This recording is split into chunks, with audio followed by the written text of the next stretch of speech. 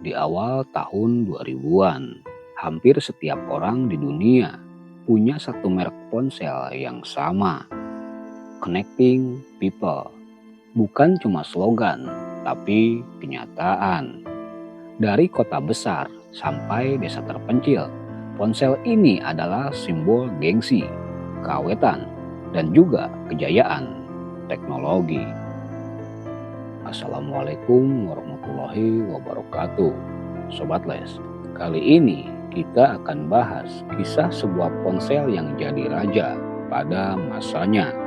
Tapi raja yang lupa diri, begitu mungkin istilahnya.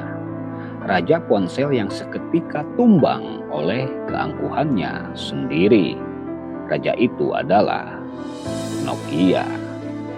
Nah, yang masih punya HP Nokia boleh komen di bawah ya. Gak usah lama-lama, untuk kisahnya kita langsung ke TKP.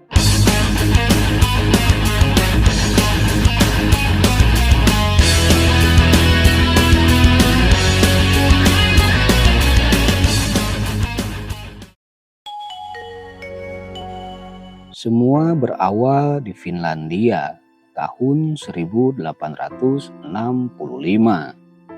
Finlandia adalah sebuah negara yang dikenal dengan keindahan alamnya.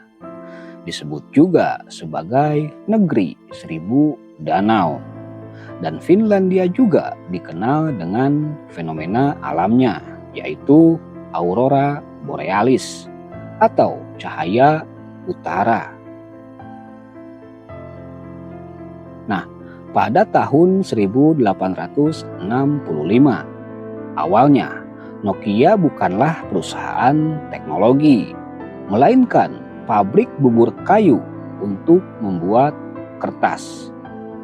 Ya, kertas. Finlandia pun menjadi salah satu produsen kertas terbesar di dunia.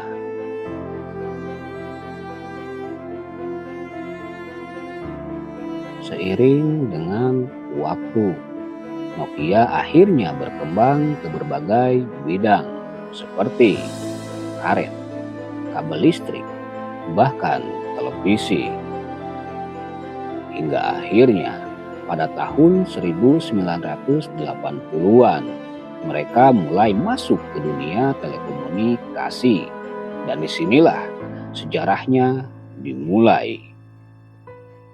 Nokia jadi pionir dalam mengembangkan teknologi komunikasi seluler. Di tahun 1992, mereka meluncurkan ponsel pertamanya bernama Nokia 1011 yang menggunakan jaringan GSM. Nah, dari situ nama Nokia pun mulai melesat. Pada tahun 1998, Nokia pun resmi menjadi produsen ponsel terbesar di dunia dan mengalahkan Motorola. Karena memang pada masa-masa itu, pangsa telekomunikasi terutama ponsel sedang dikuasai oleh Motorola. Sebelum akhirnya Nokia mengalahkan dominasi Motorola. Dan setelah Nokia melesat, kemudian muncul brand-brand baru. Salah satunya adalah sang legenda juga, yaitu Sony Ericsson. Semua orang bangga punya Nokia waktu itu. Betul apa betul? Tombolnya yang empuk, baterainya yang awet, dan yang paling penting, kuatnya luar biasa. Bahkan sampai ada candaan kalau HP jatuh bukan HP-nya yang rusak, tapi lantainya.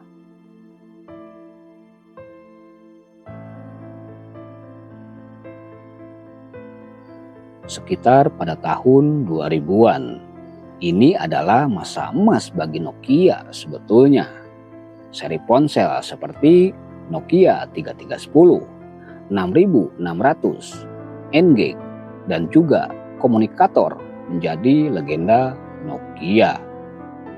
Saat itu, pasar ponsel pun dikuasai sepenuhnya oleh Nokia.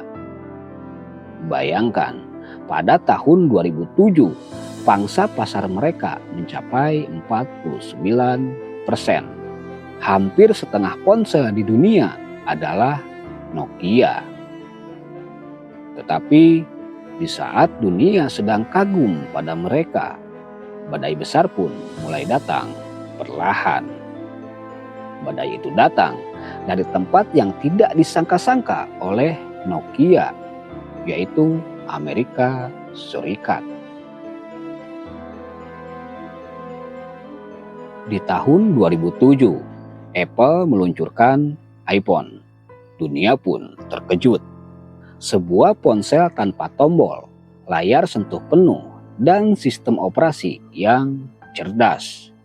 Tapi saat itu, para eksekutif Nokia tidak terlalu khawatir akan hal itu. Mereka bilang, itu cuma tren sementara kok. Orang-orang gak akan suka ponsel layar sentuh tanpa tombol, santuy aja.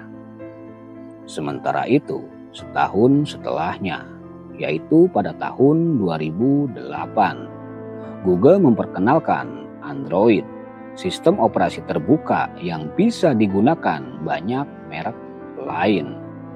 Samsung, HTC, Sony, dan merek baru lainnya mulai melesat.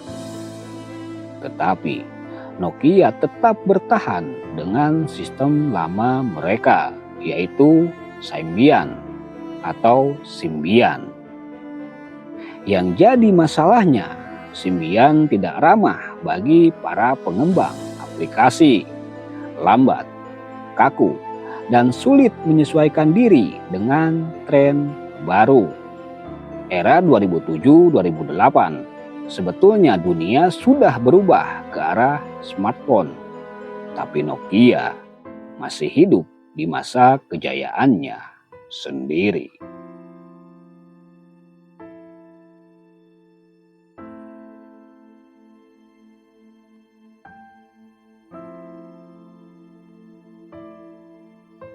Hingga pada akhirnya, Nokia sadar bahwa mereka sudah tertinggal dan semuanya sudah terlambat.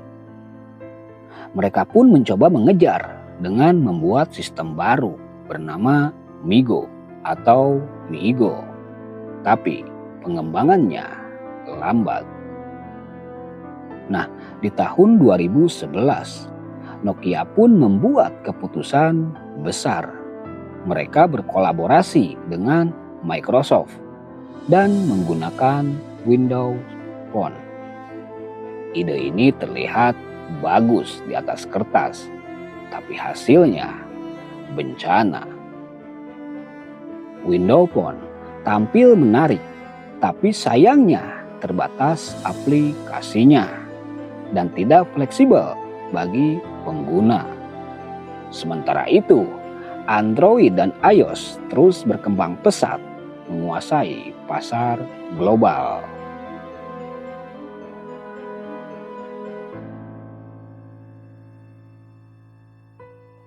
Perlahan tapi pasti, nama Nokia mulai menghilang dari etalase toko ponsel. Dari posisi raja, mereka jatuh ke titik terendah dalam sejarah.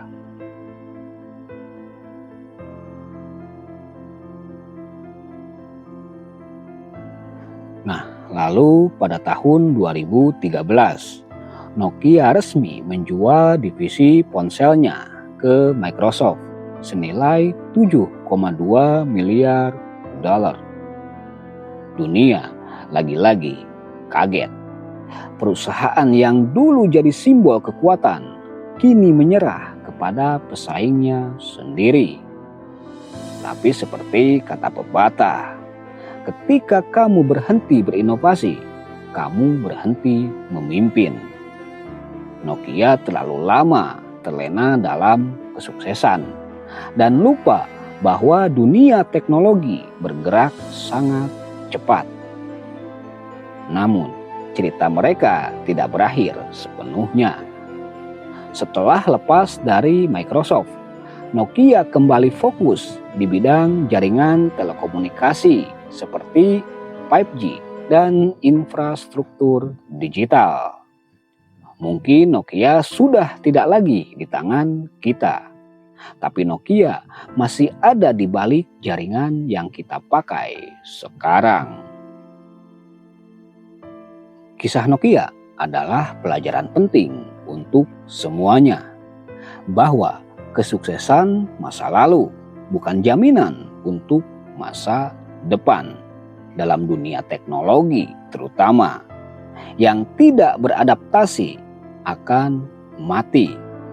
Dari puncak kejayaan hingga kejatuhan, Nokia mengajarkan kita bahwa kadang yang membuat kita kalah bukan pesaing dari luar, tapi keangkuhan dari dalam.